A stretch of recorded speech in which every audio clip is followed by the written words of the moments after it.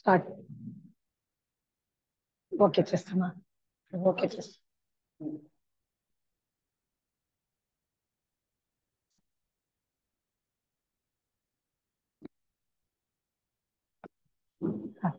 హరి ఓం. జీవన్ముక్త మహాత్ములు స్మరిస్తుతా ప్రేమ స్వరూపులైన ప్రతి ఒక్కరికి హృదయపూర్వక నమస్కారం. కర్మయోగము, భగవద్గీతలో కర్మయోగము 3వ అధ్యాయము. దీనికి గాయత్రి అని కూడా పేరు. ఇది ఇప్పుడు దీన్ని ఉపనిషత్తుల మాటల్లో కూడా చెప్తారనమాట. ఈ భగవద్గీతని ఉపనిషత్తులు అనగానే మీ గోవిందా రామ అని చెప్పని కూడా చెప్తారు. అది ఒక 4 లైన్లు చెప్తారు. గోవింద నామాలు అనే పేరుతో ఉపనిషత్తులు అనగానేమి గోవిందా రామ, ఆవుతో పోల్చిరే గోవిందా రామ, శ్రీకృష్ణ పరమాత్మ గోవిందా రామ, అర్జునుడు దూడగా గోవిందా రామ, చేపు పాలన త్రాగే గోవిందా రామ, ఎవరి కొరకంటే గోవిందా రామ, బుద్ధిమంతుల కొరకు గోవిందా రామ, పాలనగానేమి గోవిందా రామ, గీతాసారమే గోవిందా రామ, గీతామృతంబే గోవిందా రామ, దీని త్రాగిన వారు గోవిందారామ, జన్మమెత్తరు మళ్ళీ గోవిందారామ. ఇట్లా 18 అధ్యాయాలది ఉండాలి. ఇది కొంచెంగా అంటే గీతా జ్ఞానము అంటే గీతా శ్లోకాల యొక్క అర్థం చెప్తా ఉంటారనమాట. అంటే గీతా అధ్యాయం అంటే గీతను మనం తాగినప్పుడు ఏమవుతుందంటే ఆ జ్ఞానాన్ని అనుభవాన్ని పొందుతాము. మళ్ళా జన్మం అనేది ఉండదు. పునరపి జననం పునరపి మరణం అనేది ఉండదు గీతానుభవం దగ్గర. కర్మయోగంలో 30వ శ్లోకం ఒకసారి రివిజన్ చేసుకుంటాము. 30వ శ్లోకంలో ఒక పదం ఉంది, ఏమి విగత జ్వర అనేసింది. ఆ శ్లోకం చదువుతాము. మయి సర్వాణి కర్మాణి సన్యస్యాధ్యాత్మ చేతస నిరీశిర్నర్మమో భూత్వా యుద్ధస్వ విగత జ్వర. విగత జ్వర అంటే ఏమి అంటే జ్వరము అంటే బాహ్యానికి, విగత అంటే అంతర్ముఖానికి అనమాట. ఈ బాహ్యానికి అభ్యంతరానికి రెండిటికి చెప్తా ఉంటారు విగత జ్వర. జ్వర అంటే బాహ్యంలో మనకు ఆరోగ్యం బాగలేనప్పుడు మాత్రలు డాక్టర్ దగ్గరికి పోయి టాబ్లెట్స్ తీసుకుంటాం, తగ్గిపోతుంది. విగత అంటే అంతర్ముఖంగా ఏమి జ్వరము అంటే అజ్ఞానము అహంకారము, దీన్నంతా పోగొట్టాలంటే ఎట్లా అని ఆ 4 పదాలు చెప్తారు. దాన్ని రామబాణ దివ్య ఔషధము అంటారు. ఆ 4 పదాలని రామబాణ దివ్య ఔషధము. దీన్ని ఇంకా ఒక పేరు ఏమంటే భవరోగ భేషజము. భవరోగ భేషజము అంటే ఈ పునరపి జననం పునరపి మరణాన్ని నుంచి మనము తప్పించుకుంటాం. ఆ 4 ఏది అంటే, ఒకటి ఆధ్యాత్మ చిత్తం అంటే మనం అంతర్ముఖము అని అనుకున్నాం కదా, మనస్సు బుద్ధి చిత్తము అహంకారం అంటే చిత్తంలో పోయి నిలవల్ల. ఎప్పుడు చిత్తంలో పోయి నిలుస్తుందో ఆధ్యాత్మిక నామస్మరణ కానీ ఏదైనా కానీ నిలిచినప్పుడు ఏమవుతుంది అంటే ఆ చిత్తంలో జన్మజన్మల వాసనలన్నీ కూడా తగ్గతా వస్తుంది. మళ్ళీ ఎప్పుడు చిత్తశుద్ధి అవుతుందో అది ఆధ్యాత్మిక చిత్తము అంటే. రెండో పాయింట్, అప్పుడు ఎప్పుడు శుద్ధం అవుతుందో అప్పుడు నిర్మల చిత్తం అవుతుంది, పరిశుద్ధంగా అవుతుంది. ఎప్పుడు పరిశుద్ధం అవుతుందో అప్పుడు అర్పణ మనోభావం చేస్తామన్నమాట. ప్రతి ఒక్కటి దానికి ముందు కూడా భగవంతునికి అర్పిస్తాము తెలిసి తెలియకుండా. అది చేసి ఏమవుతుందంటే మనసు నిర్మలంగా అవుతుంది. ఎప్పుడు పరిశుద్ధం అవుతుందో ఆ పరిశుద్ధం ఏమవుతుంది, అర్పణ మనోభావం. మనకి దేనిపైన మనకు ఆశలు అనేది ఉండదు, అంతా భగవంతుని మయమేన అనిపిస్తుంది. ఈ రెండు. ఇంకొకటి మూడోది ఏమి ఆశను వదలాలి. ఆశను అంటే మనకి ఎన్నో రకాల ఆశలు ఉంటుంది, దాన్ని వదలాలి. మళ్ళా మమకారం అటాచ్మెంట్, నాది అనే అనుబంధాన్ని, నేను నాది. ఆశ అంటే నాకు ఇది కావాలి అది కావాలి. మమకారం ఉంటే బంధన అంటారు. ఈ 4టిని ఎప్పుడు మనము ఫాలో చేస్తామో, ఆచరణలో పెడతామో, అనుష్ఠానం చేస్తామో అప్పుడు మనకేమవుతుంది, రామబాణ దివ్య ఔషధం. ఈ 4 పదాలు రామబాణం ఎట్లా గురి తప్పకుండా ఉంటుందో అట్లా మన అంతర్ముఖం శుద్ధి భగవంతుణ్ణి చేరగలుగుతాము అనేసింది ఈ 30వ దాంట్లో విగత జ్వరహకు అర్థం. ఇప్పుడు 31వ శ్లోకం. ఆ మార్గాన్ని అనుసరించిన వారు ఎట్లుంటారు. ఏమే మతమిదం నిత్యమనుతిష్టంతి మానవాహం శ్రద్ధావంతో నసూయంతో ముచ్యంతే తేపి కర్మభిః. ఇక్కడ రెండు పదాలు వాడినాడు. శ్రద్ధావంతో అసూయంతో అంటే శ్రద్ధగా ఉండల్లా, శ్రద్ధ అసూయ లేకుండా ఉండల్లా. అది రెండు ఏం చేస్తుందంటే, ఈ శ్రద్ధ అసూయ అనేది ఏం చేస్తుందంటే కర్మాన్ని బంధిస్తుంది అనమాట. కర్మను బంధిస్తుంది. ఎట్లా అంటే మనం చేసే ప్రతి కార్యం కూడా ఆశతో చేస్తాం. ఆశతో చేసినప్పుడు బంధం అవుతుంది. ఇక్కడ శ్రద్ధ అంటే పరిపూర్ణమైన విశ్వాసంతో చేయాల, అంటే అనాసక్తంగా చేయాల. అనాసక్తంగా చేసినప్పుడు అది ఏమవుతుంది, ఆ కర్మ బంధించదు అనమాట. దానికి వీళ్ళు చెప్తా ఉండేది శ్రద్ధ అసూయ రాహిత్యము. ఏ వస్తువునందు గాని, ఏ వాక్యమునందు గాని, ఏ వ్యక్తి ఎందు గాని మనుజునకు ఎంతెంత శ్రద్ధ విశ్వాసములుండునో అంతంత అధికముగా ఫలాన్ని వాళ్ళు పొందుతారు. ఏది శ్రద్ధ. శ్రద్ధ అంటే ఏమి, పరిపూర్ణమైన ఏ వస్తువు పైన కానీ దాన్ని మనం ఏ పని ఎలా చేయాలి అనేది ఆ భావం ఉండాల. వాక్యం కానీ వ్యక్తి కానీ ఏది కూడా కానీ పరిపూర్ణమైన విశ్వాసము. శ్రద్ధ అంటే పరిపూర్ణమైన విశ్వాసం ఉండాలి. ఆ విశ్వాసం ఉండేటప్పుడు ఏం అవుతుంది, ఆ పనిని సరిగ్గా చేయగలుగుతాము, దృఢంగా చేయగలుగుతాము. ఇంకోటి అసూయ రాహిత్యము. మనకు అసూయ అనేది ఎప్పుడో వచ్చేస్తుంది అనమాట. ఎప్పుడు కంపారిజన్ చేసుకుంటామో అప్పుడు అసూయ ఆటోమేటిక్ గా వస్తుంది. ఇది చాలా సూక్ష్మంగా ఉంటుంది. ఈ దుర్గుణాలంతా కూడా మనలో చాలా సూక్ష్మంగా ఉంటుంది. ఆ సూక్ష్మాన్ని మనము తగ్గించుకోవాలంటే మనల్ని మనమే స్వయంగా పరిశీలన చేసుకోవాలన్నమాట.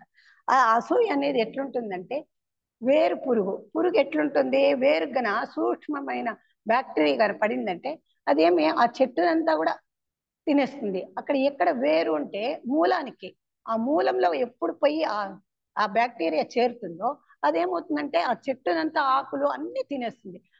దుర్గుణంలో ఏదైనా కానీ దాంట్లో మొట్టమొదటిది అసూయ అని చెప్తా ఉంటాను. ఆ అసూయని మనము తగ్గించుకోవాలి, అదంతా గమనించుకోవాలి. వేరు పురుగు వంటిది, అది జీవుని శక్తిని తినివేయును. జీవుని యొక్క శక్తి అంత ఎంత ఉంటుంది అంటే ఆ శక్తి మనలో భగవంతుని ఒక అంశం కాబట్టి ఆ అంశంలో ఎంత శక్తి ఉంటుందో మనలో కూడా అంత పరిపూర్ణమైన శక్తి ఉంటుంది. ఎప్పుడు ఇట్లా ఈ దుర్గుణాలను మనం ఆచరణ దుర్గుణాలలో మనం ఉంటామో అది ఏమవుతుందంటే ఆ శక్తి అంతా క్షీణిస్తా వస్తుంది. దానికి ఒక ఉదాహరణ చెప్తారు. ఒక క్షీరము పాల్లో ఒక విష బిందువు పడితే ఆ పాలంతా చెడిపోతుంది. పాలు ఎంత పాలో ఒకే ఒక విష బిందువు. అట్లా ఈ ఆధ్యాత్మిక రంగం అంటే స్పిరిచువల్ సైన్స్, ఇది వేరే సైన్స్ కాదు. ఎన్నో జ్ఞానాలు ఉంటాయి. ఆ జ్ఞానంలో ఈ స్పిరిచువల్ సైన్స్ అనేది చాలా ప్రాముఖ్యమైనది. శ్రద్ధ అనసూయ అను రెండు శాస్త్రములను అంటే ఈ రెండు అస్త్రాలను మనం ధరించి కర్మక్షేత్రమున మనం ఎప్పుడు ఈ శ్రద్ధ అనసూయ అంటే అసూయ లేకుండా ఉండేది, ఈ రెండిటిని మనం ఎప్పుడు ఫాలో చేస్తామో మనము కర్మంలో బంధించబడమన్నమాట. కర్మం అనేది బంధనకు, ఆ రెండు ఎప్పుడు మనలో ఉంటుందో ఆటోమేటిక్ గా బంధ రాహిత్యంలో అటాచ్మెంట్ మనం ఉండలేదు. ఎందుకు, శ్రద్ధ అంటే దానిపైన విశ్వాసం ఉంటుంది. మనం ఎలా ఉండాలా, ఎలా నడుచుకోవాలా, ఎలా ఆచరణ చేయాలా, ఎలా అనుష్ఠానం చేయాలా, ఇది మన మనసులో రికాల్ అవుతా ఉంటుంది. అసూయ అన్నప్పుడు అయ్యో మనకు ప్రతి ఒక్కరిని ప్రీతిగా చూడాలి, కంపారిజన్ అనేది ఉండదు. వాళ్ళ శక్తి అనుసారము వాళ్ళు ప్రతి ఒక్కటి చేయగలుగుతారు. అప్పుడు ఏమవుతుందంటే కర్మబంధాన్ని నుంచి తొలుగుతుంది. దీనికి ఒక కథ తెలుసుకుంటాం. ఇంకోటి బాబా కథల్లో కూడా బాబా గారు చెప్పిండేది కూడా రెండు చెప్తారు. ఒకటి ఏమి, శ్రద్ధ సబూరి. శ్రద్ధ అనేది ప్రతి ఒక్క దాంట్లోనూ శ్రద్ధ అనేది ఉండాల. శ్రద్ధ అనేది ఉంటే ఏ పనినైనా జల్దీ అయినా చేయొచ్చు, మన పట్టుదలను అనుసరించి నిదానంగానన్నా మనం చేయగలుగుతాం. ఎందుకు, ఆ శ్రద్ధ మనకు కావాలా అనే తపన మనలో ఉంటుంది. అనసూయ అంటే ఇక్కడ మనకు అనసూయ అని వచ్చింది కదా. అనసూయ అంటే అసూయ లేనిది అనమాట. అసూయ అనేది లేకుండా ఉండేది ఎవరు, అనసూయ. ఆ అమ్మ ఎవరు, అత్రి మహర్షి భార్య. అత్రి మహర్షి భార్య అనసూయ. అని ఆ కథ అందరికీ తెలిసింటే ఉంటుంది, కానీ ఒకసారి తెలుసుకుంటాం. ఒకసారి నారద మహర్షి ఏం చేస్తారంటే అందరి దగ్గరికి వస్తారు. లక్ష్మి, సరస్వతి, పార్వతి దగ్గరలోకి వచ్చి ఒక మూటలో కట్టిండేది ఇచ్చి దీన్ని గుగ్గిళ్ళుగా చెయ్యండి అనేసి అనసూయ దగ్గరికి కూడా వచ్చి ఇస్తారు. ఇచ్చి అంటే మూట కట్టింటారు, వాళ్ళు చూసిండాలి, గుగ్గిళ్ళు చేసి ఇవ్వండి అని చెప్తారు. అట్లే కానీ అనేసింది, నేను సంధ్యావందనం చేసుకొని వస్తాను అనేసింది. పార్వతి వీళ్ళు ముగ్గురు చూస్తారు, గంటు విప్పి చూస్తే దాంట్లో ఏముంటుందంటే ఇనుప ఇనుప ఇనుప ఇది ఉంటుందన్నమాట. ఇనుప శనగలు ఉంటారు. ఆ ఇనుప శనగల్ని ఎట్లా చేసేది, మామూలు శనగలు అయితే ఉడకపెట్టచ్చు, అనసూయదేవికి ఇచ్చింటారు. వీళ్ళు ముగ్గురు మాట్లాడుకుంటా ఉంటారు ఎట్లా ఏమి నారదుడు ఇలా ఇచ్చిండారని. అనసూయదేవి చూసి ఒకసారి కొంచెము ఇది తడబడుతుంది, మళ్ళా నవ్వుకుంటుంది అనమాట మనసులో, ఇది మనకు ఒక పరీక్షే అనేసింది. అప్పుడు ఆమె ఏం చేసింది, ఆమె పాతివ్రత్యానికి మకుటం అనమాట. పాతివ్రత్యానికి మకుట శిరోధారి ఆయన. ఆయన పాతివ్రత్యాన్ని నమ్ముకొని అప్పుడుదా భర్త వస్తాడు. భర్తకు పాదానికి కాళ్ళు కడిగి అన్ని చేసేసి ఆ నీళ్లతోనే భగవంతుడిని అదే భర్తను తలుచుకొని నా పాతివ్రత్యం సత్యమైతే ఈ గుగ్గిళ్ళు ఉడుక్కాక అనేసింది. సంకల్పం చేసుకొని ఉడకపెడుతుంది అనమాట. అంటే ఉడికిపోతుంది. అంటే ఆ అసూయ లేకుండా పతివ్రత ధర్మాన్ని ఆచరిస్తూ ఉండేదాని వల్ల ఆ ఇనుప శనగలు కూడా గుగ్గిళ్ళుగా మారుతుంది. కాబట్టి మనలో కూడా అంతటి శక్తి మనలో కూడా ప్రతి ఒక్కరిలోనూ ఉంది అని చెప్తాను.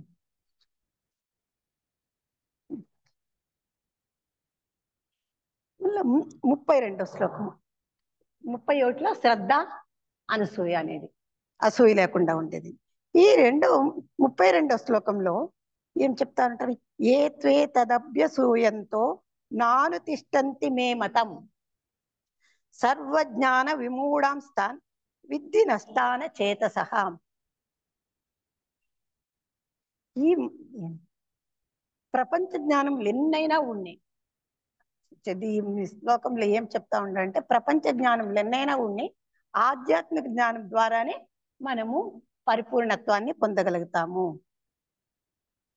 ఎట్లా అంటే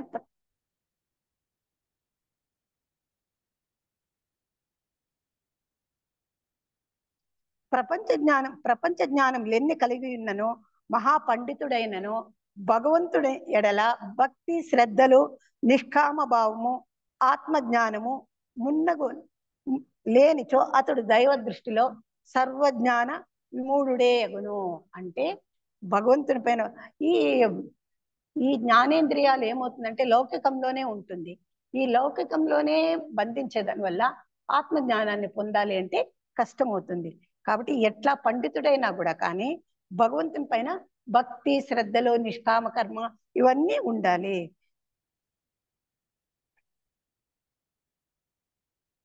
ఈ దీన్ని కన్నా ఆశ్రయించకుండా ఉండేవాడిని, భగవంతుడిని నమ్మకుండా ఇవేమి మంచి గుణాలు భక్తి శ్రద్ధ భగవంతుడిని నమ్మకుండా నిష్కామ కర్మ చేయకుండా ఒక సోమరితనంతో ఒక నాస్తికత్వంతో మాట్లాడే వాళ్ళే ఎలా ఉంటారంటే వాళ్ళు పతనం అంటే పతనం కాదు, వాళ్ళు నిదానంగా పోతారు. వాళ్ళు ఎట్లా వాళ్ళుగా ఉంటారంటే 3 రకాలుగా ఉంటారు వాళ్ళు. ఒకరి ఏమి సర్వజ్ఞాన విమూఢత్వం, అంటే వాళ్ళకి కొద్దిగా జ్ఞానమే లేదు, భగవంతుడు ఉండాడు అనే భావమే వాళ్ళలో ఉండలేదు. రెండో వాళ్ళు ఎట్లా భగవంతుడు ఉండాడు అంటే కొంచెమన్నా బుద్ధి పనిచేస్తుంది, భగవంతుడే లేదు అన్నప్పుడు అక్కడ బుద్ధి లౌకికంలోనే ఉంటుంది. కాబట్టి వాళ్ళు లౌకికంలోనే వాళ్ళు రమిస్తూ ఉంటారు. మూడో వాళ్ళు ఈ అంటే ఈ రెండిటి వల్ల ఏమవుతుందంటే ఎన్నో జన్మలు వాళ్ళకి వేస్ట్ అవుతుందన్నమాట. ఈ సంసారంలో పునరపి జన్మం పునరపి మరణం, దీంట్లోనే వాళ్ళ జీవనము అంటే నిదానంగా వస్తారు వాళ్ళు. అంటే ఎన్ని జన్మలు వేస్ట్ అవుతుంది, ఎన్ని కష్టాలను ఎదుర్కోవాల్సి వస్తుంది. భగవంతుడు ఉన్నాడు అని ఒక్క జ్ఞానం ఉంటే, ఒక్క శ్రద్ధ విశ్వాసము ఇదంతా భగవంతుని మయమే అని అందరికీ తెలుసు, కానీ ఆ జ్ఞానం వాళ్ళలో ఉండదన్నమాట. ఎందుకు, బాహ్య ప్రపంచంలోనే మనం ఉంటాం కాబట్టి అని ఇది భగవంతుడే చెప్తా ఉండనమాట. ఇంకా 33వ శ్లోకము, ప్రతి ఒక్క పని చేయకుండా సోమర్తనంగా ఉండేదాని వల్ల ఎట్లుంటారు అని ఈ శ్లోకంలో చెప్తా ఉంటారు. సదృశం చేష్టతే స్వస్యాహ ప్రకృతే జ్ఞానవానపి ప్రకృతిం యాంతి భూతాని నిగ్రహ కిం కరిష్యతి. దీంట్లో ఏం చెప్తా ఉంటారంటే, ప్రాణులు తమ ప్రకృతిని అనుసరించి నడుచుచున్నది కావున ఇక నిగ్రహమునకు ఏమి చేయగలరు. ఎప్పుడు ఈ జ్ఞానేంద్రియాలు బాహ్యంలోనే ఉంటుంది కాబట్టి దీంట్లోనే రమిస్తా ఉంటారు. నిగ్రహం అనేదే తెలీదు. ఎందుకంటే అది ఎట్లా ఏమి అనేది దాని గురించి తెలిస్తే కదా.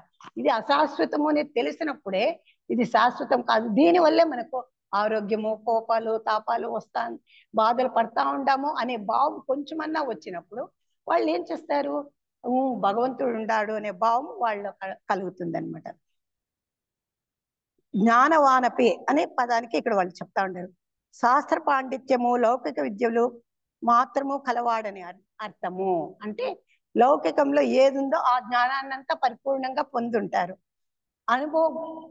అనుభవం గల పూర్ణ జ్ఞాని కాదు. అనుభవం గల పూర్ణ జ్ఞాని కాదు. అనుభవం ఉంటుంది వాళ్లకు, పూర్ణ జ్ఞాని కాదు. అంటే దాన్ని అబ్జర్వ్ చేయరు. నేను ఎక్కడ పొరపాటు చేసినాను, ఎక్కడ సరిదిద్దుకోవాలా, ఎలా సరిదిద్దుకోవాలా, తనని తాను క్వశ్చన్ వేసుకొని చేసినప్పుడు వాళ్ళు పూర్ణ జ్ఞాని అవుతారు. అక్కడ ఏమి వాళ్ళు మనోనిగ్రహం ఏమీ లేదు కదా, తెలుసుకోవాలనే భావమే లేదు కదా, సోమర్తనంతో ఉంటారు కదా. కాబట్టి వాళ్ళు దీన్నంతా కూడా గమనించరు. నాకు శాస్త్ర పాండిత్య అహంకారం అనేది, అజ్ఞానం అనేది వాళ్ళలో ఉంటుంది. ఎంతటి మహాపండితుడైనను, శాస్త్ర జ్ఞానం కలవాడైనను తన ప్రకృతికి పూర్వజన్మ సంస్కారమునకు అనుగుణముగానే ప్రవర్తించుతున్నాడు. ఇక సామాన్యుల విషయమై వేరుగా చెప్పవలెనా అని భావము. ఇక్కడ ప్రకృతిలోనే మనము ప్రకృతిలో ఒక భాగం మనకందరికీ తెలుసు.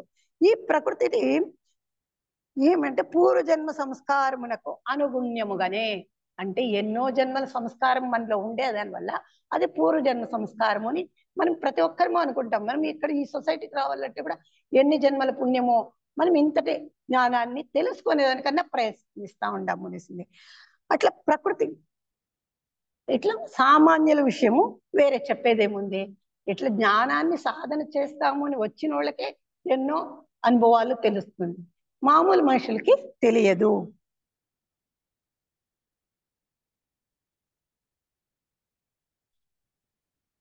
ఇక్కడ ఈ శ్లోకంలో ఏం చెప్తా ఉన్నారంటే, దుష్ట సంస్కారం నిరోధించుచు కామమును పారద్రోలుడు, క్రోధమును అరికట్టుడు, ఇంద్రియాలు నిగ్రహించుడు అని బోధించుతున్నారు.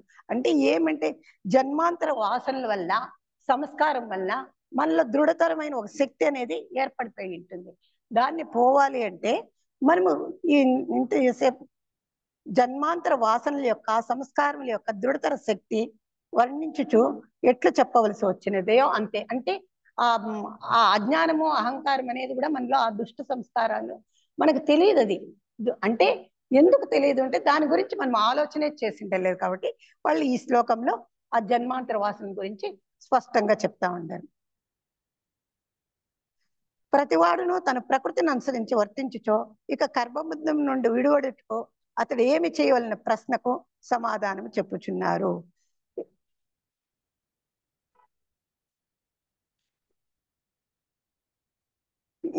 ఇంద్రియసేంద్రియస్యార్థే రాగద్వేషౌ వ్యవస్థితౌ తయోర్ను వశమాగచ్చేత్తౌ యస్య పరిపందినౌ.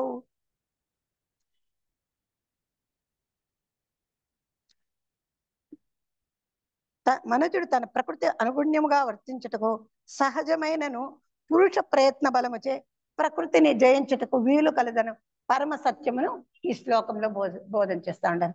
పై శ్లోకంలో ఏం చెప్పిండారు, జన్మాంతర వాసన అంటే ఆ జ్ఞానం లేదు కాబట్టి ఇప్పుడు పురుష ప్రయత్నం ఉంటే ఆ దైవీ శక్తి మనలోనే ఉంది. ఆ దైవీ శక్తిని మీరు తెలుసుకోండి, పరమ సత్యం ఇది. పురుష ప్రయత్న బలముచే ప్రకృతిని జయించుటకు వీలు కలదని పరమ సత్యాన్ని బోధన చేస్తా ఉంటారు. పరమ సత్యం పురుష ప్రయత్న బలముచే అంటే ఏది, భగవంతుని యొక్క అంశమే. మనము ఆ భావాన్ని మనం తెలుసుకోవాల. అది ఎట్లా అంటే ప్రకృతి ఇంద్రియములు శబ్దాది విషయములందు రాగద్వేషములు కలిగి ఉండును. ముముక్షవునకు పరమ శత్రువులు. అనేక జన్మల నుండి జీవుని హృదయ క్షేత్రమును ఆక్రమించుకుని అధికారమును కొనసాగించుచున్నవి. ఇప్పుడు సద్గురు ఉపదేశముచే ఆ శత్రువులను తరిమి వేసి ఆత్మ సామ్రాజ్యాధిపత్యమును తిరిగి సంపాదించుకొనుచున్నాడు. ఆత్మ విచారణ, భక్తి, వైరాగ్యము, నిష్కామ కర్మాచరణ మున్నగు వాని ద్వారా సాధించుచు జీవునకు శాంతి ఉండును. లేకపోతే శాంతి ఉండదు. ఇక్కడ వాళ్ళు ఏం పరమ సత్యాన్ని సద్గురు ఉపదేశం ద్వారా, సద్గురువులు ఎవరు ఉంటే ఈ జ్ఞాన గ్రంథాలు బోధనలు, ఈ బోధన కూడా మనకేం చేయాలి, మనము విచారం చేసుకోవాలి. మన సొంతంగా మనకి ఈ ఆత్మ విచారం, ఇది ఎందుకు చేసినాను, ఎలా చేసినాను, దీనివల్ల మనకి ఎంత ఫలితం ఉంది, దీనివల్ల మనకి దేని గురించి మనమే లోపల డిస్కషన్ చేసుకోవాలి. అట్లా విచారించినప్పుడే మనకు శాంతి లభిస్తుంది, లేకపోతే శాంతి లభించదు అని వాళ్ళు స్పష్టంగా చెప్తా ఉంటారు. శత్రువు ఎక్కడుండారు అంటే ఇంకా క్లారిటీగా చెప్తారు. శత్రువు ఊర్లో ఉన్నచో ప్రమాదము. ఇక్కడ ఒక ఉదాహరణ చెప్తా ఉంటారు. శత్రువు ఊర్లో ఉంటే ఒక ప్రమాదం, అంటే ప్రమాదం ఉంటే మనకు కష్టాలు వస్తున్నాయి అన్నమాట. ఇంటిలో ఉన్నచో ఇంకనూ ప్రమాదము. హృదయంలో ఉన్నచో అది ఎంతటి మహాప్రమాదము, ఎంతటి అశాంతిగా వేరుగా చెప్పవలన క్వశ్చన్ వేస్తా ఉంటారు ఇక్కడ. అంటే శత్రువు బయట లేదు, మన లోపలనే ఉండారు. ఆ శత్రువు ఊర్లో ఉంటే ఎంత ప్రమాదమో, ఊర్లోకంతా కూడా చెడ్డ అవుతుంది. అదే మనం దీనికి ముందు అనుకున్నాం కదా, ఒక పాల దీంట్లో ఒక విష బిందువు పడితే ఆ పాలంతా విషంతోనే సమానమైపోతుంది. అట్లా ఒక ఊరిలో ఒక శత్రువు ఉంటే ఆ ఊరు అంతా కూడా నాశనం అవుతుంది. అట్లా ఇంట్లో ఉంటే చెప్పే పనే లేదు. అదే మన హృదయంలోనే ఉండాలి. అది ఎంత ప్రమాదము అంటే ఎంత మనము అజ్ఞానంలో అహంకారంలో, అంటే ఇప్పుడు తెలుసుకునే దాని వల్ల ఇదంతా కూడా ప్రమాదం ఉన్నప్పుడు మనం జాగరూకత పడతాము.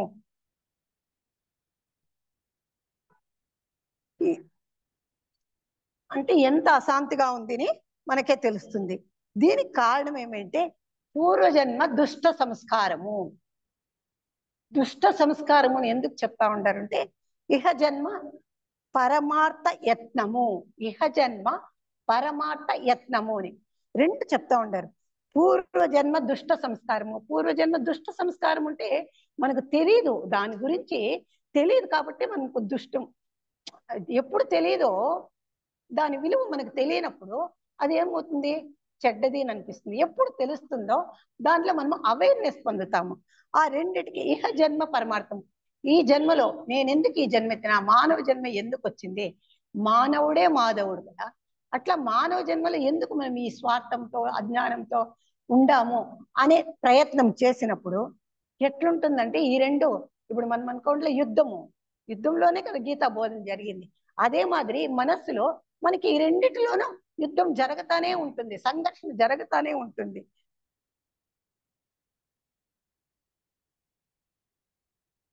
ఆధ్యాత్మిక పురుష ప్రయత్నము ద్విగుణీకృతమునర్చి తయోర్న వసమాగచ్చేత్ అని భగవానుడు ఉపదేశించిన విధముగా, అంటే ఏం చెప్తారు, ఆ రాగద్వేషములకు తల యొగ్గక హృదయ కుహరము నుండి దాన్ని దూరీకృతము చేసి వేయవలేను.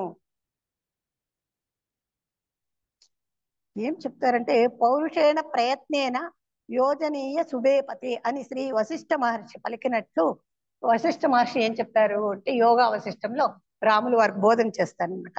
పురుష ప్రయత్నము చాలా కావాల, అంటే భగవంతుని యొక్క ఆ సద్గుణాల యొక్క మనలో ఆ ఇచ్చా జ్ఞాన క్రియ అనుకుంటాం కదా, ఆ యొక్క ప్రయత్నం మనం చేయాలి.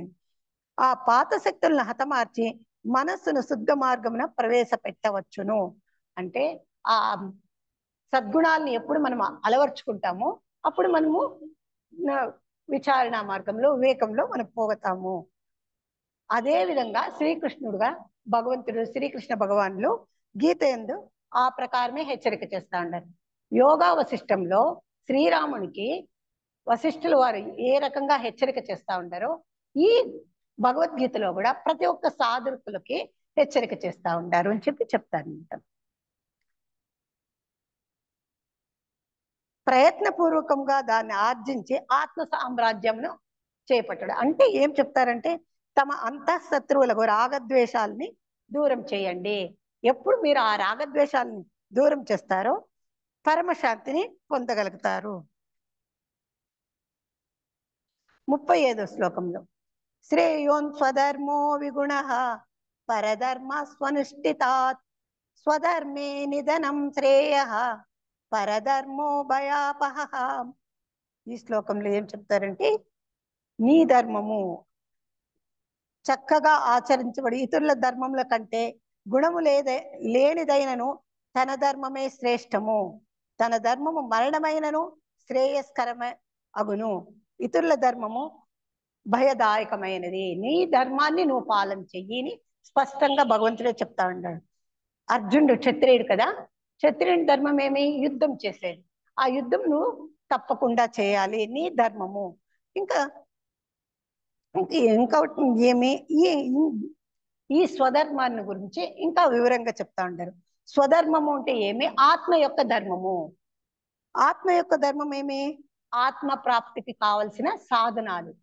ఆత్మధర్మం ఏమి? స్వధర్మము అంటే బాహ్యంలో వాళ్ళ కర్తవ్యం ఏముందో దాన్ని నెరవేర్చాల. గృహిణి కర్తవ్యం ఎప్పుడు ఏదో ఇప్పుడు ఒక సొసైటీకి వచ్చినాము, సొసైటీలో ఏం చేయాలన్నా మన కర్తవ్యం. అట్లా ప్రతి ఒక్క దానిలోనూ మన కర్తవ్యాన్ని మనం చేస్తూ ఉండాలి. బాహ్యంలో అంతర్ముఖంలో ఏమి? ఆత్మధర్మం ఏమి? సాధన, విచారణ. ఇది ఈ సాధనలు మనం చేయాల. పరధర్మ అంటే లౌకిక ధర్మము, దృశ్య సంబంధమైన ధర్మాల్ని పరధర్మ అంటారు. స్వధర్మం అంటే ఆత్మ యొక్క సాక్షాత్కారాన్ని పొందేదానికి ఆ స్వధర్మము అని చెప్తారు.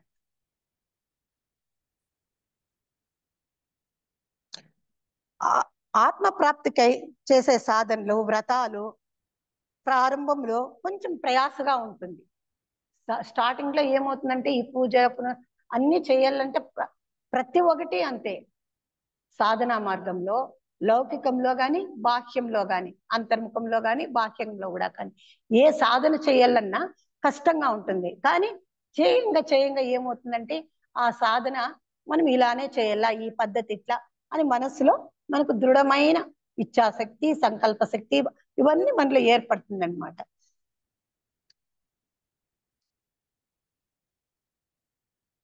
విషయ సౌఖ్య సాధనలు సులభంగా లభ్యమైన వారిని చేపట్టరాదు. ఎలా అన్నా అవి జీవునికి దైవం విముఖంగా చేసి నరకమున పడద్రోయును. కావున మహాభయప్రదమైనది. అంటే బాహ్యంలో మనం ఈ పూజలు ఇవన్నీ చేస్తాము, వ్రతాలు నిష్టలు ప్రతి ఒక్కటి చేస్తాము. ఎందుకోసం చేస్తాము? భగవంతుడిని సాక్షాత్కారము, భగవంతుని యొక్క అంశమే మనము తెలుసు. అందుకనేసి ఆ వ్రతాల ద్వారా పూజల ద్వారా పోతాము. కానీ అది పైకే అంతర్ముఖంగా పొండి అని వాళ్ళు చెప్తారనమాట. ఆత్మధర్మములందు సదాచారములందు వ్రతనిష్టాదులందు ప్రీతి కొని దాన్ని ఆశ్రయించవలేను. దాన్నే మీరు ఆశ్రయించుకొని ఉండద్దు. ఈ మాయ ఏం చేస్తుందంటే అనేక రకాలుగా మోసం చేస్తుంది. ఆ పూజలు పునస్కారాల్లో ఇదే బాగుంది, ఇదే హాయిగా ఉంది, దీనికే అడిక్ట్ అయిపోతాం. కానీ అంతర్ముఖంగా పోవాలి. ఈ పూజ చేసేదాని వల్ల ఎందుకు మనం ఈ పూజ చేస్తా ఉంటాము? ఈ పూజ చేసేదాని వల్ల మనము మంత్రాలు చదువుతాము, దానికి కావాల్సిన పుష్పాలు అన్ని మనం సమకూర్చుకుంటాము. ఇది బాహ్యంగా ఓకే. అంతర్ముఖంగా ఏమవుతుందంటే ఈ పూలు పూజ చేసేదాని వల్ల ఆ చెట్లకి అది ఒక మనము సేవ చేసినట్లే. కానీ సేవా మనోభావంతో అంతర్ముఖంగా ప్రతి ఒక్కటి ఆ భగవంతుని యొక్క అంశమే. ఆ భావనలో మనం చేసినప్పుడు ఏమవుతామంటే మనము మాయలో లొంగము. జీవాత్మ చెప్పినట్లు జీవునికి ఒక సాధనగా అవుతుంది, జీవునికి ఒక పుష్పంగా అవుతుంది. మనకు పత్రం, పుష్పం, ఫలం, తోయం అని చెప్తాం కదా. అదే రకంగా ఈ పత్ర, పుష్ప, ఫలాలు, పండ్లు ప్రతి ఒక్కటి ఏమవుతుందంటే ఆ జీవునికి ఒక సాధన అవుతుంది అనమాట. అంటే ఇది పై సాధన కాదు, ప్రతి ఒక్కటి భగవంతుని అంశే. ఆ అంశతో మనం ఆ భావంతో ఆ ఆలోచనతో మనం చేసినప్పుడు ఏమవుతుందంటే మాయకి మనము మాయలో మనం లొంగము. అనేక రకంగా మనము ఈ లౌకిక జీవితంలో మాయ పలు రకాలుగా ఉంటుంది, వివిధంగా ఉంటుంది. దాంట్లో మనము చిక్కుకొనము. పరమార్థ సాధనను వ్రతనిష్టను ఏ మాత్రము సడలింపక చూడవలేను. దానిలోనే అంతరార్థాన్ని గమనించాల. ఇప్పుడు సత్యనారాయణ వ్రతం చేస్తూ ఉంటాం. ఎందుకు చేస్తూ ఉంటాము? ప్రతి ఒక్క పూజకు ఒక అంతరార్థం ఉంటుంది. ఆ అంతరార్థాన్ని మనం ఎప్పుడు తెలుసుకునేది ఒకటే కాదు, ఆ భావంతో ఆచరణ ఒకసారి చేస్తాము, పొరపాట్లు అవుతుంది. సాధన చేసేటప్పుడు ఎన్నో ఉంటాయి. లౌకికంలో ఉండం మనము, కానీ లౌకికంలో పైన ఉంటూ కూడా అంతర్ముఖంలో భగవంతుడు నాకు ఒక అవకాశం ఇచ్చిండాడు, ఈ అవకాశాన్ని మనం సదుపయోగం చేసుకోవాలా అనే భావన మనలో ఎప్పుడు ఉంటుందో అప్పుడు ఏమవుతుందంటే అంత పాజిటివ్ ఎనర్జీగా మారుతుంది అని చెప్తారు. అచంచల నిష్ఠతో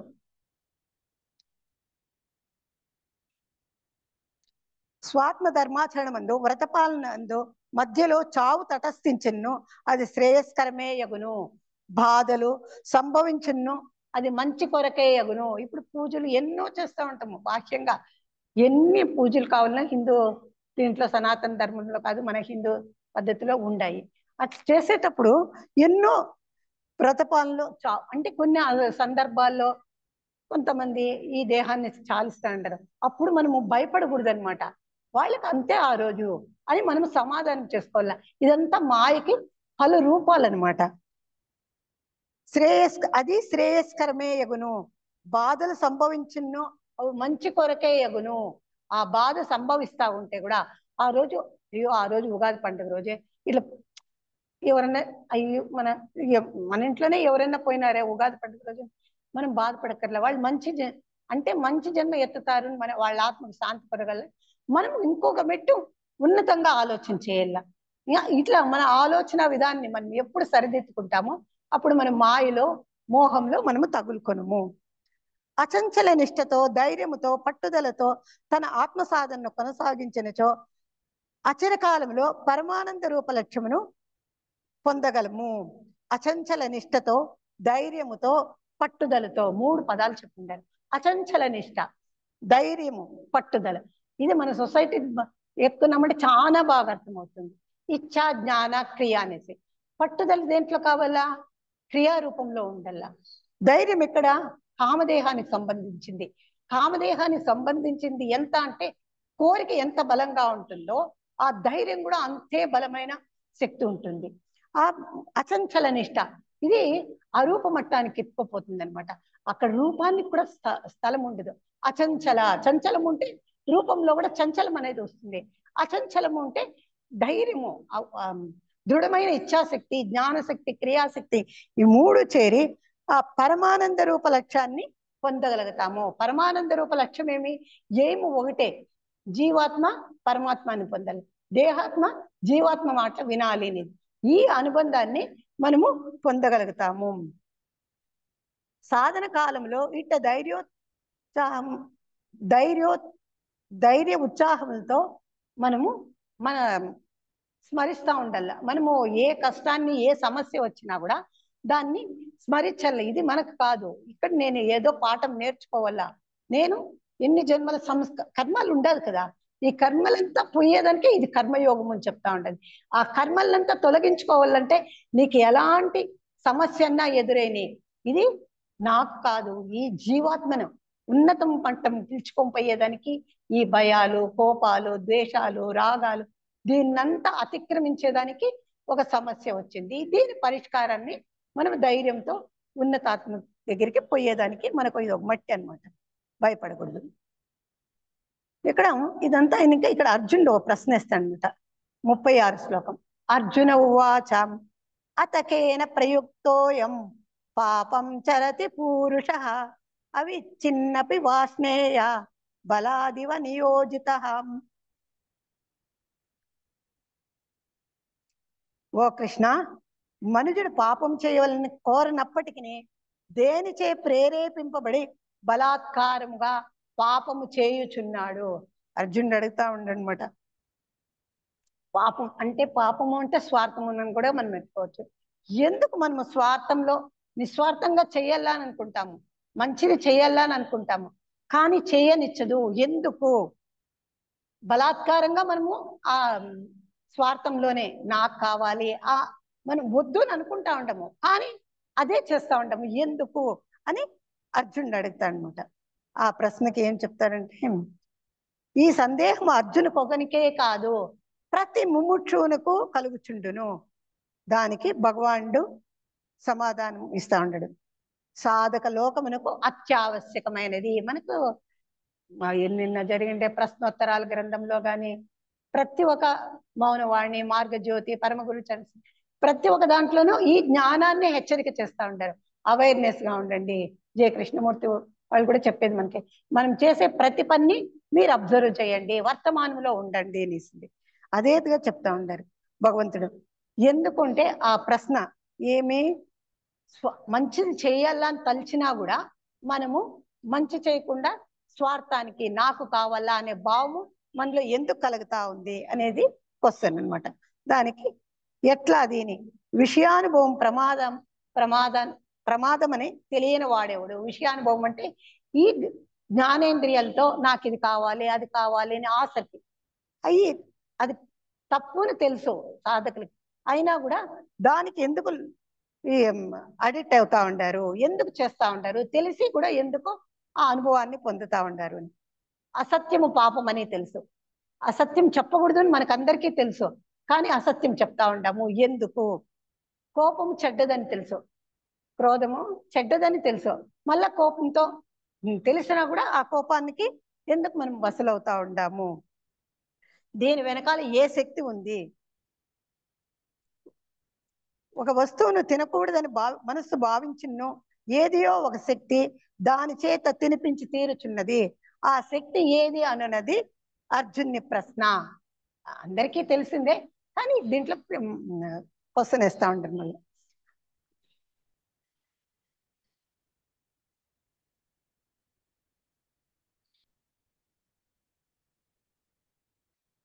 భగవంతుడు ఏం చెప్తాడంటే ఇక్కడ ప్రతికూల శక్తి జీవుండే ఎంత బలవంతముగా ఉండునో యోచించుకుని వచ్చును. బలోదివ నియోజిత అని చెప్పినందువలన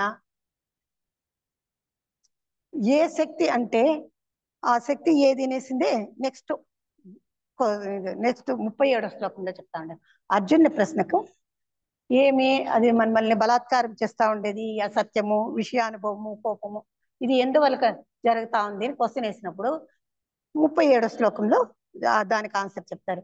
ఇప్పుడు 36వ శ్లోకంలోనే ఏం చెప్తారంటే ప్రపంచంలో మనుషులు 3 రకాలుగా ఉంటారు. ఎట్లా? వాళ్ళు ఉత్తమోత్తములు అంటే జీవన్ముక్త మహాత్ములు అనమాట. వాళ్ళు అన్నిటినీ సమానంగా స్వీకరిస్తారు. రెండోది సాధకులు అనమాట. వాళ్ళు ఏం చేస్తా ఉంటారు, వాళ్ళకి తెలుసు ఇట్లా ఈ లౌకికంలోను ఆ పారమార్థికంలోను రెండు చేస్తా ఉంటారు సాధకులు. మూడు వాళ్ళు స్వార్థంలోనే లౌకికంలోనే ఉంటారు అనమాట. ఈ మూడు రకాల మనుషులు ప్రపంచంలో ఉంటారు అని చెప్తారు. ఇక్కడ శ్రీ భగవాను వాచ కామయేష క్రోధయేష రజోగుణ సముద్భవ మహాసనో మహాపాప్మ విద్యేన మిహ వైరిణం. ఇక్కడ ఏంటి అంటే రజోగుణం వలన కామం పుట్టినది. కామయేష క్రోధయేష అంటే రజోగుణం వలన కామం పుట్టినది. ఈ కామము క్రోధంగా పరిణమిస్తా ఉంది అని చెప్తా ఉన్నారు. అది ఏ కామము అంటే రజోగుణము పుట్టింది. రజోగుణం మనకు 3 గుణాలు, సత్వగుణము, రజోగుణము, తమో గుణము, ఈ 3 ఉంది. అంటే సత్వగుణంలో సాత్వికంగా ఉండగలుగుతాము, రజోగుణంలో కోరికలు ఎక్కువగా ఉంటుందన్నమాట, తమో గుణంలో సోమరితనము ఇట్లుంటుంది. ఈ రజోగుణం వల్ల ఏమవుతుందంటే మనకు కోరికలు ఎక్కువగా ఉంటుంది, ఇది కావాలి అది కావాలి, ఇది తినాలి, ఇది. ఈ కామము ఏం చేస్తుందంటే మనల్ని బంధించేస్తుంది. ఏ రకంగా బంధిస్తుందంటే మనం ఎప్పుడు చెప్పుకుంటానే ఉంటాం, వెబ్బు అంటే సాలెపురుగు. ఆ సాలెపురుగులో సన్నగా ఉంటుంది ఆ థ్రెడ్ ఎంత సూక్ష్మంగా ఉంటుందంటే మన లోపల కోరికలు కూడా అంతే సూక్ష్మాతి సూక్ష్మంగా ఉంటుంది అని ఉదాహరణ చెప్పిన అనమాట. అది ఏ కామము, అది రజోగుణము నుండి పుట్టినది. దాని తమ్ముడు క్రోధము. కామ క్రోధములు రెండును దాదాపు ఒకటి విడిచి ఒకటి ఉండదు. కామం ఎప్పుడు ఉంటుందో అక్కడ క్రోధం కూడా ఉంటుంది. ఆ క్రోధం ఎట్లంటే రాగద్వేషముల యొక్క ప్రతిరూపములే ఈ కామ క్రోధములు. రాగము ద్వేషము ఎక్కడ ఉంటుందో అక్కడ కామము క్రోధము. అంటే ఇది లౌకిక జీవనంలో మనం గడుస్తూ ఉంటాం కాబట్టి దీని గురించి వివరంగా చెప్తా ఉంటారు. క్రోధము ఈ మనకు షడ్వర్గాల్లో కామం అనేది నాయకుడు అనమాట. అరిషడ్వర్గాల్లో కామం అనేది నాయకుడు, అంటే కెప్టెన్ వాయినే అనమాట. క్రోధము అనేది ఉపనాయకుడు. అట్లా ఈ రెండిటిని మనము ఇది ఎట్లుంటుందంటే ఈ కామక్రోధాలు దాని గురించి చెప్తా ఉండరు. ఆ కామక్రోధాలు ఎట్లుంటుంది మహాసనహ మహాసనహ అని ఈ శ్లోకంలో వస్తుంది. మహాసనో మహాపాపాని. మహాసనహ అంటే తృప్తి అనేదే ఉండదన్నమాట. కోరికలు ఎన్ని కోరుతా ఉన్నా కూడా దాన్ని అనుభవించాలనేసే ఉంటుంది. కామం ఎంత అనుభవించను తృప్తి నొందదు, పైగా వృద్ధి చెందుతూనే ఉండును. ఈ కోరికలను అనుభవించేవారు కామమును ఎవరును నశింపచేయలు. కోరికలు ఎప్పుడు ఒకదాని తర్వాత ఒకటి కోరికలు వస్తానే ఉంటే దాన్ని ఎవరు ఆపేదానికి కాదు. ఆ ఆ కామం తగ్గాలి అంటే ఏం చేయాలి అంటే అగ్ని లోపల సమిదలేస్తా ఉంటే ఏమవుతుంది, ఇంకా ఎక్కువ అగ్ని ప్రజ్వలిస్తుంది అనమాట. అట్లా కామం వచ్చింది అంటే కోరికలు మనం తగ్గించుకోవాలా. ఎట్లా అని వాళ్ళు చెప్తారు. తత్వ విచారణ ద్వారా అంటే మనకు పరమగురు చంద్రంలో ఉంది కదా, వివేకము, వైరాగ్యము, సదాచారము, ప్రేమ. ఈ వివేకంతో కూడా ఏది శాశ్వతం. తత్వ విచారణ అంటే అదేదా తత్వ విచారణ. తత్వము అంటే సత్యాన్ని తెలుసుకొని పోయేది, విచారణ అంటే వివేకంతో ఏది సత్యమో ఏది అసత్యమో అనేది తెలుసుకోనమాట. కామ నిర్మూలనకు మార్గము.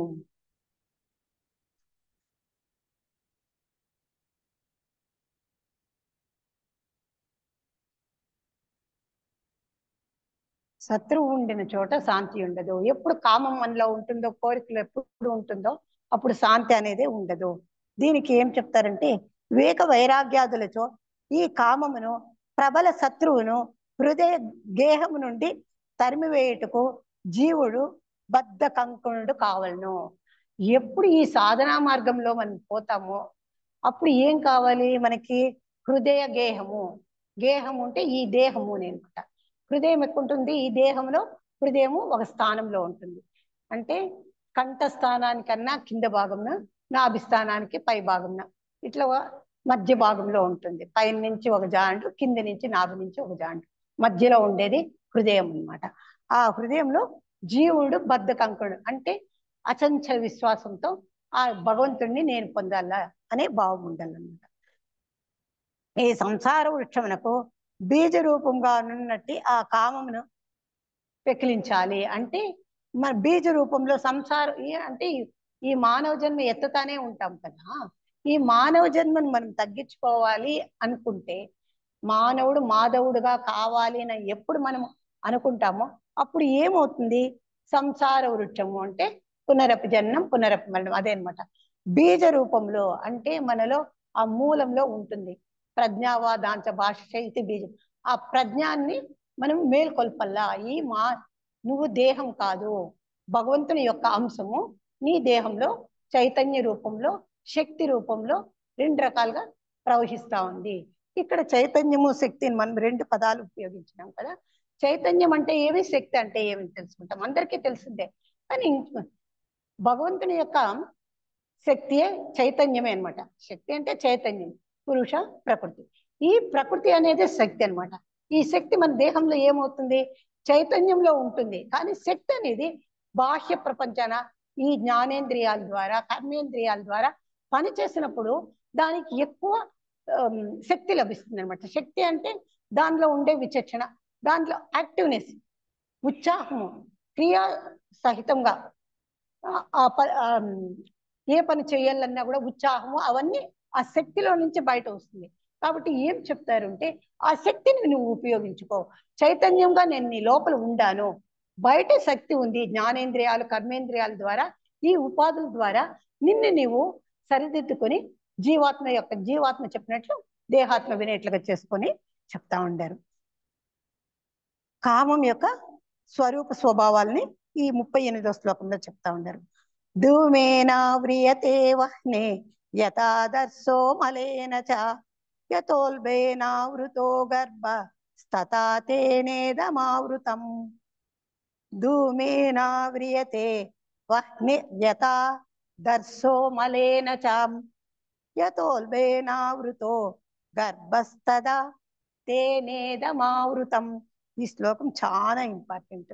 ఏమంటే కామ యొక్క స్వరూపము స్వభావాల గురించి చెప్తా ఉండారు. ఇక్కడి నుంచి 3 శ్లోకాల్లో చెప్తారనమాట. ఇది ఎక్కడ ఉదాహరణ ద్వారా చెప్తా ఉంటారు. ప్రతి జీవి యొక్క హృదయమందును ఆత్మ దేదీప్యమానంగా ప్రకాశించుచున్నది. ప్రతి ఒక్కరి ఆత్మలోను ఆ చైతన్యం అనేది దేదీప్యమానంగా ప్రకాశిస్తా ఉంది. ఎట్లా అంటే ఈ జ్ఞానేంద్రియాల ద్వారా మనం ఇప్పుడు వాక్కు వస్తా ఉంది అంటే ఏమి, ఆ చైతన్యం యొక్క మరో రూపమే వాక్కు. ఇట్లా ఈ శక్తినంతా మనం ఉపయోగిస్తా ఉంటాం కదా. ఆ శక్తి ఏమైంది అంటే ఆ దేహం, ఆ హృదయంలో ఉండే ఆ చైతన్యానికి మూడు ఉదాహరణలు ఇస్తారు. అగ్నిచే పొగ, అగ్ని ఉంటుంది, దానిపైన పొగ నిండిపోయి ఉంటుంది అనమాట. ఆ పొగ నిండినప్పుడు ఏమవుతుంది, అగ్ని కనబడచేయలేదు. బూడిది ఉంటుంది కదా, పొగ ఉంటుంది, అది ఏమవుతుంది, అగ్ని దేదీప్యమానంగానే ఉంటుంది. ఆ పొగ వల్ల అగ్ని యొక్క కాంతి మరుగుపడిపోతుంది. అట్లే అద్దం, ఇంకోటి ఉదాహరణ ఏమి ఇస్తారు, అద్దం. అద్దంలో ఏమవుతుంది, దుమ్ము నిండిపోయినప్పుడు ప్రతిబింబం స్పష్టంగా కనబడదు అనమాట. ఇంకోటి మూడోది, గర్భస్థ శిశువు మావిచే కప్పబడి ఉన్నది. గర్భస్థ శిశువు అంటే గర్భంలో ఉండే శిశువు మావి చేత కప్పబడి ఉంటుంది. అప్పుడు ఏముంటుంది, లోపల శిశువు ఏమో ఉంటుంది, కానీ ఆ జ్ఞానేంద్రియాలు కానీ ఏది పని చేయదనమాట. అట్లా మాయలో కప్పబడి ఉంటుంది. ఈ మూడు ఉదాహరణలకి ఇంకొంచెం వివరంగా చెప్తా ఉంటాను. ఆ పొగ తొలగిపోగా అగ్ని స్వతసిద్ధంగా దేదీప్యమానంగా ఉంటుంది. అగ్ని ఎట్లా దేదీప్యమానంగా ఉంటుందో మన లోపల ఉండే చైతన్యం కూడా అదే ప్రకాశవంతంగా ఉంటుంది.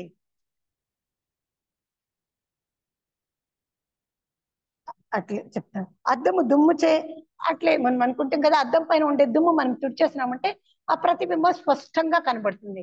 ప్రతిబింబం అనేది ఏమి, మనమే, మన యొక్క జ్ఞానేంద్రియ, మన యొక్క దేహాత్మ కాదు, జీవాత్మ యొక్క శక్తి. జీవాత్మ యొక్క శక్తి అద్దంలో ప్రతిబింబిస్తుంది. మనం రూపం కాదు, రూపము బాహ్యంగా ఉంటుంది. అంతర్ముఖంగా పోయినప్పుడు మన దేదీప్యమానంగా మనము భగవంతుని ఒక అంశ అయినప్పుడు ఆ అంశ ఎంత ప్రకాశవంతంగా ఉంది అనేది మనకు అగ్ని చేత, అద్దం చేత. అగ్ని చేత ఏమవుతుంది, ప్రకాశమానంగా సూర్యుని కిరణాలు ఎంత దేదీప్యమానంగా ఉంటుందో మన దేహంలో కూడా అగ్ని చేత ఆ ప్రకాశమానంగా ఉంటుంది. రెండోది అద్దము అంటే మనకు ఒక రూపం అనేది కావాల్సి వస్తుంది. ఆ రూపం అనేది ఇప్పుడు ఏది వస్తుంది, అద్దం అనమాట. అద్దాన్ని మనము రూపాన్ని బాహ్యంగా చూడగలుగుతాము. మనం స్వయం పరిశీలన చేసుకున్నప్పుడు, అంతర్ముఖ పరిశీలన చేసుకున్నప్పుడు మన తప్పు ఒప్పులు, జ్ఞాన విజ్ఞానాలు ప్రతి ఒక్కటి మనకే స్వయంగా తెలుస్తుంది అనమాట. శిశువు మావిచే కప్పబడినప్పుడు ఎట్లా అంటే శిశువు గర్భస్థంలో ఉంటుంది, ఆ మాయ అనేది కప్పబడినప్పుడు అది ఏమి చేయదా, ఆ మావిలోనే, ఆ గర్భస్థంలోనే ఎంత బాధపడుతుందో అదే విధంగా మనము ఈ అజ్ఞానంలో దీంట్లో మనము మాయలో చిక్కులుకొని ఉంటాము. ఆత్మ యొక్క నిర్మలత్వం అందు ఏ మార్పును ఉండదు. ఆత్మలో ఏ మార్పు అనేది దాంట్లో ఉండలేదు. దానిపైన ఆవరణ ఉండుట వల్ల స్పష్టత అనేది కనబడలేదు. పైనంతా అనేక రకాలుగా ఉంటుంది.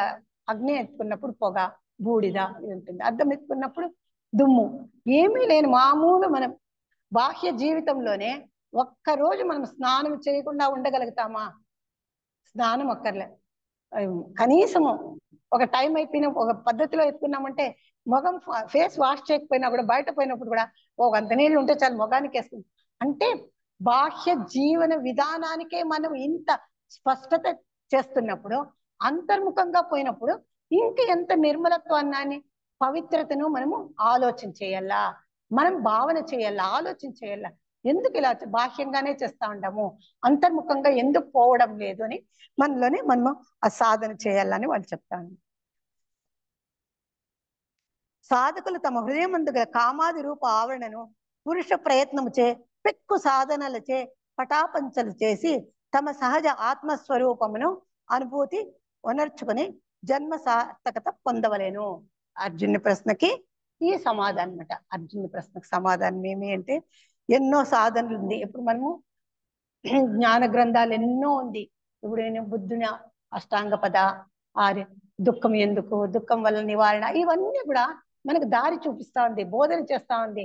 ఆ బోధనలు మన లోపలికి పోయి మనం ఆచరణలోకి తెచ్చుకొని మన భావనలను, ఆలోచనలను స్పష్టం చేసుకున్నప్పుడు మనలోనే మనకు తెలియకుండా సూక్ష్మాతి సూక్ష్మంగా చేంజెస్ అణువుల్లో వస్తూ ఉంటుంది అన్నమాట.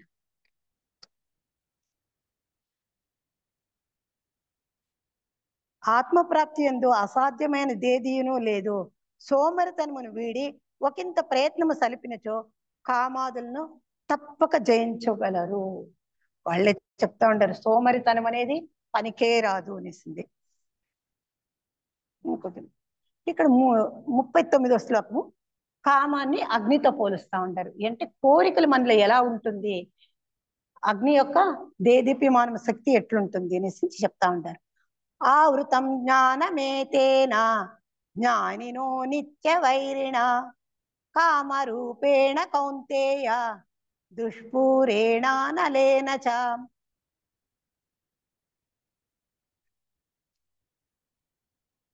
జ్ఞానికి నిరంతర శత్రువు ఈ కామం చేత ఆత్మ జ్ఞానము కప్పబడి ఉన్నది అని స్పష్టంగా చెప్తా ఉన్నది. శత్రువు యొక్క బలములను బాగుగా తెలిసి ఉన్నవాడే అతన్ని పరాజయం అనర్చగలడు. ఇప్పుడు ఎవరైనా శత్రువు మనలోనే ఉండాలి, శత్రువులన్నీ బయటక్కర్లే. బయట ఎత్తుకున్నామంటే కూడా ఇప్పుడు ఏమీ లే, మనకు కాఫీ ఏదన్నా స్వీట్ తినాలని చాలా ఆశగా ఉంటుంది. దాన్ని నిగ్రహించుకోవాలంటే ఏం చేయాలా, అది మనమే యోచన చేయాలన్నమాట. ఇది కోరిక. ఈ కోరికను బాహ్యమైన కోరికల్నే మనం నిగ్రహించుకోలేనప్పుడు అంతర్ముఖంగా ఎట్లా పోగలుగుతామని వాళ్ళు చెప్తాండారు. ఆ కామాన్ని ఎట్లా అంటే ఆ కోరికలు అనేది తింటా ఉంటే ఇంకా స్వీట్, ఇంకా తినాలి తినాలి అని అనిపిస్తుంది. ఆ అంటే ఏజ్ కాదు ఇక్కడ ముఖ్యము, మన ఆలోచనలు భావనలు స్పష్టత కావాల. ఎప్పుడు మనం స్పష్టత తెలుసుకుంటామో అప్పుడు సామరస్య భావం అనేది మనలోనే ఏర్పడుతుంది. చాలు, కావాలి, వద్దు, ఇది సహకార మనోభావము మనలోనే ఉద్భవిస్తుంది అనమాట. అంటే ఎందుకు ఇది శాశ్వతం కాదు అని మనకు తెలుస్తుంది. దాన్ని దేంతో పోలుస్తా ఉంటారంటే నిత్య వైరి దుష్పూరమగు అగ్ని, ఈ రెండిటితో. నిత్య వైరి ఏది అంటే ఈ కామము ఎన్ని జన్మల నుంచో మనం వేధిస్తా ఉంది. ఈ ఒక జన్మలోనే కాదు, ఎన్ని జన్మలో మనకే తెలుసు. అంటే మన సొసైటీలో క్లారిటీగా మనకు చెప్పిండారు, కావాలన్నా మనకి ఇంకా వివరంగా తెలుస్తుంది అనమాట. ఖనిజ, సస్య, ప్రాణి, మానవ వర్గానికి వచ్చినా కూడా ఇండివిజువల్ ఆత్మ అయినప్పుడే మనలో ఈ సాధన ప్రపంచము, ఈ స్పిరిచువల్ సైన్స్, ఈ సంస్కారం వలన మన ప్రకృతి బాగుపడటం, మనం కూడా నలుగురికి లోక కళ్యాణం కోసం సహాయం చేయగలుగుతాము అనే భావనలో మనలో వస్తుంది. లేకపోతే ఎప్పటికీ ఈ జ్ఞానం అనేది మనం తెలుసుకోకపోతే ఎన్ని జన్మలైనా కూడా మనకు వేస్ట్ అవుతుంది అనమాట.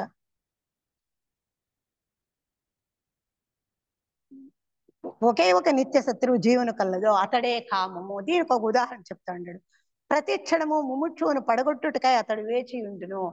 ప్రతి ఒక్క క్షణము ముముక్షువులు అంటే సాధకులు కూడా సాధకులు కాదు, ముముక్షు జీవన్ముక్తి స్థితికి పోయేంత మనకు సొసైటీలో చెప్తారు కదా. మొదలనే దీక్ష, 2, 3వ దీక్ష, 4వ దీక్ష అయ్యేంత వరకు కూడా ఆ ఏమవుతుందంటే ఆ కామము, కోరిక గాని, ఆశ గాని సూక్ష్మాతి సూక్ష్మంగా ఉంటుంది. ఎప్పుడు ఆ సూక్ష్మాతి సూక్ష్మంగా ఉంటుందో అప్పుడు మనకు భగవంతుడి నుంచి పరీక్షలు, దీంట్లో నెగ్గగలుగుతారా అని. అట్లే విశ్వామిత్రునికి వస్తుందన్నమాట. విశ్వామిత్ర మహర్షికి రంభ, మనకు ఆ కథ తెలిసిందేది, విశ్వామిత్రుని కథ. అట్లే ఇంకొకటి దుర్వాసన మహర్షి కథ, అది అంబరీషుని కథ. ఇట్లా అంటే వాళ్ళ కోపాలు ప్రపంచానికి మేలు చేస్తుంది. కానీ కోపము అనేది, ఆ కామము, కోరిక అనేది అంత సూక్ష్మాతి సూక్ష్మంగా ఉంటుంది ముముక్షుల్లో కూడా. వాసనా రూపంగా హృదయంలో తిష్ట వేసుకునే ఉండును.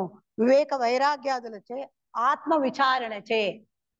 విచారణ స్పష్టంగా చెప్తా ఉంటారు ఇక్కడ. ఇంకోసారి పదే పదే ఈ కర్మయోగంలో జ్ఞానం ఉంటేనే అదేదా కర్మ, భక్తి, జ్ఞానము, ఈ 3 చైతన్యానికి 3 రూపాలు అనమాట. శక్తికి 3 రూపాలు, బ్రహ్మ, విష్ణు, మహేశ్వరేట్లో. ఈ చైతన్యం అనేది ఈ కర్మ, భక్తి, జ్ఞానము, శక్తి ఏమవుతుందంటే కర్మ భక్తిలో ఉండిపోతుంది. ఈ జ్ఞానం అనేది ఒక భాగము, కర్మ భక్తి అనేది ఒక భాగము. ఒక కాయిన్కి రెండు పక్కలు ఎలాగనో 2 టైప్స్ ఎట్లనో 2 కలిస్తేనే ఒక కాయిన్ అయ్యేది. అట్లా కర్మ భక్తి ఒకటి, జ్ఞానం అనేది ఒకటి. అంటే కర్మ భక్తిలో జ్ఞానం లేదని కాదు, ఉంది. కానీ ఆ కర్మ భక్తి ద్వారా ఆ రెండిటిని చూసుకుంటే జ్ఞానాన్ని పొందాలి. జ్ఞానం ఉన్నా కూడా చాలదు, జ్ఞానంతో పాటు ఈ కర్మ భక్తిని కూడా అనుసరిస్తాము. అంటే ఏమవుతుంది, మనలో ఈ 3 కూడా ప్రతి క్షణము అవేర్నెస్ ని ఇస్తా ఉంటుంది అని వాళ్ళు చెప్తా ఉంటారు ఆత్మ విచారణ ద్వారా.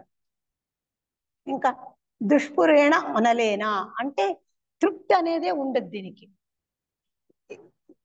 ఇది కామము అనేది ఏం చెప్పినారు, నిత్య శత్రువు అని చెప్పినారు. ఇక్కడ ఈ శ్లోకంలోనే దుష్పురేణ అనలేనా ఈ పదానికి ఏమంటే దానికి ఎంతన్నా వేయని తృప్తి అనేది ఉండదు. చూడు అగ్ని, ఇక్కడ 3 ఎగ్జాంపుల్స్ ఇస్తా ఉంటారు. అగ్నికి ఎంతన్నా వేయని సమిదలు అది కావాలా స్వాహ చేస్తానే ఉంటుంది, స్వాహ స్వాహ అని. సముద్రానికి కూడా అంతే, నదీ జలాలు ఎంతన్నా రాని అది ఓకే చేస్తా, ఒప్పుకుంటానే ఉంటుంది, దానికి తృప్తి అనేదే ఉండదు. ఈ రెండింటిని వాళ్ళు ఏం చెప్తారు, కామమును అనుభవించున్ననో దాన్ని ఎవరినో తృప్తి చెందలేరు. అంటే ఎంత నదీ జలములు వచ్చి చేరినో సముద్రము చాలును అని చెప్పలేదు. అగ్నిలో సమిధలు ఎట్లా వేస్తామో అది చాలు అని చెప్పలే. ఈ సముద్ర జలాలు కూడా అదే మాదిరి చెప్తుంది అనమాట. దీనికి ఒక ఉదాహరణ చెప్తారనమాట. ఆ ఒక గంపు ఉంటుంది, అంటే హోల్స్ ఉంటుంది, ఆ గంపకు హోల్స్ ఉంటుంది, నీళ్ళు ఎంతన్నా దాంట్లో పోస్తా ఉంటుందా, ఉండలేదు. అదే విధంగా ఆ కామం అనేది ఆ రకంగా. దీంట్లో కామం అనే దానికి భాగవతంలో ఒక స్టోరీ ఉందన్నమాట. యయాతి మహారాజు, ఆ యయాతి మహారాజుకి చాలా ఆశలు కోరికలు ఉంటాయి. ఆ కోరికలు తనివే తీరదు. ఆయన వార్ధక్యం వచ్చేసినా కూడా శాంతంగా ఆ కోరికలు నశించదు. కావాలి కావాలని ఎప్పుడు తపన ఉంటుందో అప్పుడు వయసు అయిపోయి ఉంటుంది, వృద్ధుడైపోయి ఉంటాడు, కానీ ఇంకా నేను యవ్వనంలో కావాలని అనేసి అంటారు. అప్పుడు కొడుకులంతా అడుగుతారు అనమాట, నాకు నీ యవ్వనాన్ని నాను వృద్ధాప్యాన్ని ఇస్తాను, ముసలితనాన్ని. అంటే ఏ కొడుకు ఒప్పుకోడు. ఒక కొడుకు మాట, చిన్నవాడు ఆయన, ఆ పిల్లోడు చెప్తాడు, ఆ కుమారుడు, నేను నీ ముసలితనాన్ని వార్ధక్యాన్ని నేను స్వీకరిస్తాను, నువ్వు ఎన్ని ఏళ్ళు కావాలన్నా ఉండు. అయినా ఆ యయాతి మహారాజు కుమారుడును కూడా చూడడు. ఆ కోరిక అనేది అంత బలాత్కారమైందనమాట. ఆ కుమారుడును కూడా చూడకుండా ఆ ఆ వయసుని, ఆ ఆ లౌకిక జీవితాన్ని, ఆ యవ్వనంలో కోరికలతో తను గడిపినా కూడా తృప్తి చెందడనమాట. అంటే అంత బాగుంది అక్కడ. అట్లా ఎన్ని కోరికలు ఉన్నా కూడా మనిషికి తృప్తి చెందదు అనేసింది. కావున కామము సర్వజీవులకు అనర్థము కలిగించినను అట్టి అనర్థము తెలుసుకునివాడు తొలగించుటకు ప్రయత్నించువాడు జ్ఞాని మాత్రమే. ఇక్కడ జ్ఞానినో నిత్య వైరిణ అనేసింది, దీంట్లో వస్తుందా ఆ పదము వస్తుంది. అయిపోయింది, ఇంక 2 నిమిషాలు. జ్ఞానినో నిత్య వైరిణ అనేసింది. ఆ జ్ఞానికి ఏమవుతుందంటే శత్రువు అనేదే ఉండరు అనమాట, ఏదైనా సమానంగా స్వీకరిస్తాడనమాట. కాబట్టి జ్ఞానికి శత్రువు. అజ్ఞానికి ఎందుకు శత్రువు ఉంటుందంటే జ్ఞానం లేదు కాబట్టి ఆయనకి శత్రువు అనేది ఉంటుంది.